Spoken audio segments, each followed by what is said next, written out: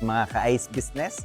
Ngayong araw na to pag-uusapan natin ang tungkol sa 500 kg ice maker machine na kinuha ng ating buyer mula Nagcarlan, Laguna. Punta tayo ngayon mga ka-ice business sa ating testing area upang maipakita ko sa inyo kung ano ang inclusion na kasama ng ating 500 kg ice maker machine. Narito na tayo ngayon mga ka-ice business sa ating testing area. Ito ang actual na itsura ng head unit ng ating 500 kg. Ito naman ang ice bin at syempre hindi mawawala ang mga inclusion na kasama ng ating 500 kg. Meron siyang kasamang AVR 10 kVA.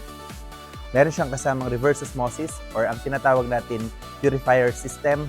Ganon din, meron na siyang kasamang sealer, mga ice bag, umbrella, at may kasama ding eco bag.